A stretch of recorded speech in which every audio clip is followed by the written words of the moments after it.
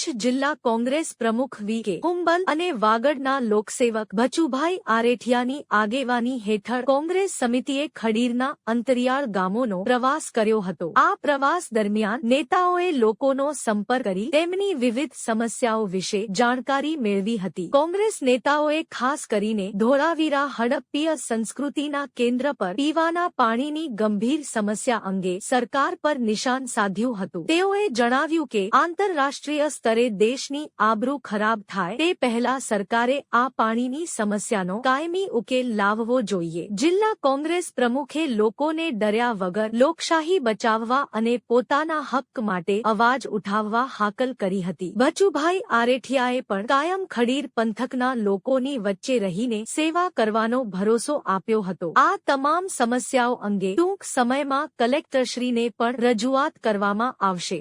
તમે કેટલા વર્ષથી રહ્યો છો? 1947।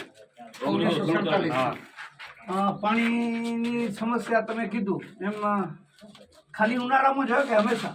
એટલે ચોમાસામાં વરસાદના પાણીથી ચલાવી લઈએ, પણ ઉનાળાનો સીઝન આવે એટલે અત્યારે પાણી મળે નહીં।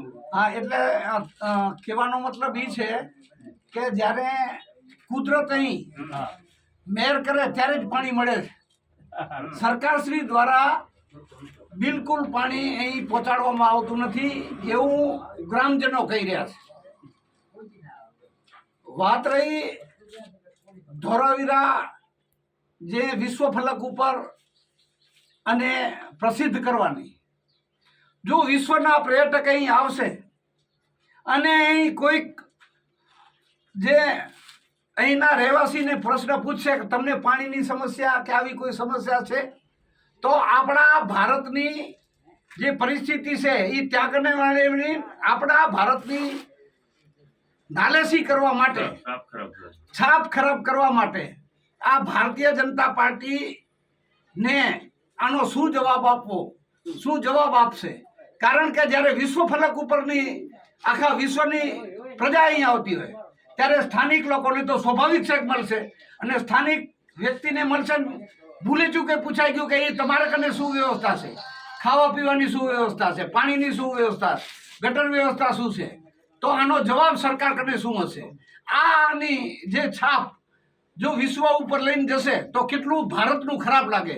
એટલા માટે પણ ભારતીય જનતા પાર્ટીને વિચાર કરવો જોઈએ કે આવા જ્યારે તમે વિશ્વ ફલક ઉપર જ્યારે એક કોઈ સાઈડને લઈ જાઓ છો ત્યારે ત્યાંની સુવિધા કમસે કમ આ મૌલિક સુવિધા હોય એટલી તો પૂરી કરવી જોઈએ એવું આ જ સ્થળેથી જે આગેવાનોનું અહીંના સ્થાનિક રહેવાસીઓનું આવું કેવું છે કે અમને જે સુવિધા છે એ કમસે કમ અપાવો, નહીં તો ના છૂટકે અમારે પછી વિશ્વના પર્યટકોને અમારે અહીં જે આવે છે એને કહેવું પડશે કે અહીં કોઈ વ્યવસ્થાઓ નથી, એટલે તમે અહીં આવો છો એ ખાલી તમારા દેખાડા માટે આવો છો।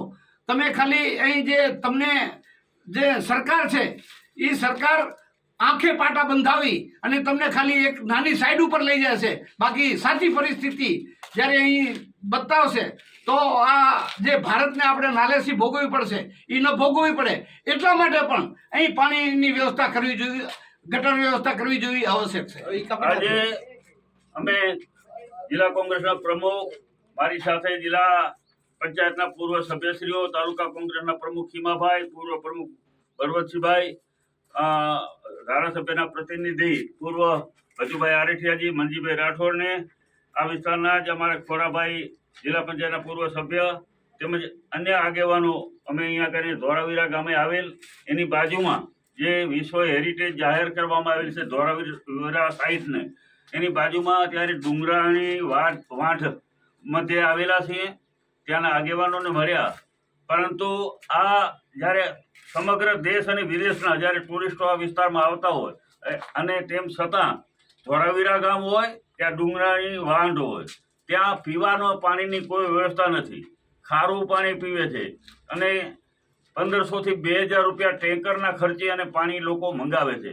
ખૂબ ગંભીર સમસ્યાઓ છે। અત્યારે આ ઉનાળાની સિઝન છે ત્યારે આ ગરીબ લોકો કઈ રીતે પાણી વેચાતું લઈને પી શકે, જ્યારે સરકાર અત્યાર સુધીમાં આટલા વર્ષો પછી પણ પીવાના પાણીની વ્યવસ્થા પણ કરી શકી નથી અને માત્ર ને માત્ર ટુરિસ્ટના દાવાઓ કરી અને વિશ્વના ફ્લક ઉપર જ્યારે ધોળાવીરાને લઈ ગયા છે ત્યારે શું કરે છે આ સરકાર? જો પીવાનું પાણી પર ત્યાંના લોકોને આપી શકતા નથી, ધોળાવીરાની પર સમસ્યાઓ, ગટર લાઈનો પર સલકેસરી ચોકઅપ છે, તો મૂળભૂત સુવિધાઓ તો ગામને તો કોઈ મળી જ નથી. તો આ કોના માટે છે? વિકાસના ફળ કોના માટે છે?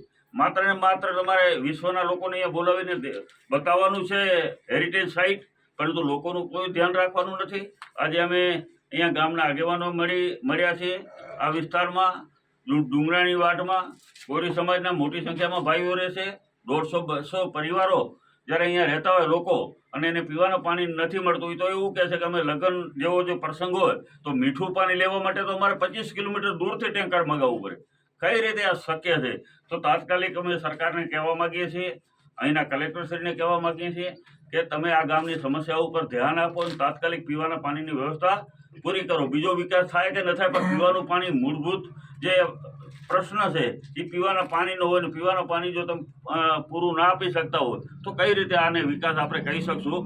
આ કચ્છના એક ગામનો નહીં, અનેક ગામોની આ સમસ્યાઓ છે, અને આ સમસ્યાઓ માટે અમે તાત્કાલિક ધોરણે સરકારશ્રીને, કલેક્ટરશ્રીનું પણ ધ્યાન દોરીશું કે એમના પ્રતિનિધિઓને અહીંયા મોકલાવે, એની પરિસ્થિતિ જોવે અને પીવાના પાણીની પરિસ્થિતિ સમસ્યાઓનો હલ કરે.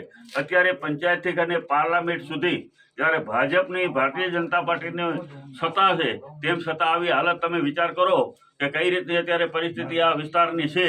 આજે અમને પણ ખૂબ દુઃખ થયું આ વિસ્તારની હકીકત જાણીને કે આવું તો કરે કચ્છમાં કોઈ વિસ્તારમાં નહીં. આ બોર્ડર વિસ્તારનું ગામ છે, બોર્ડર હાંચવીને બેઠેલા છે આ લોકો, અને એને પીવાના પાણીની સગવડ તાત્કાલિક સરકાર પહોંચાડે એવી અમે સરકારશ્રી પાસે વિનંતી અને પ્રાર્થના કરીએ છીએ.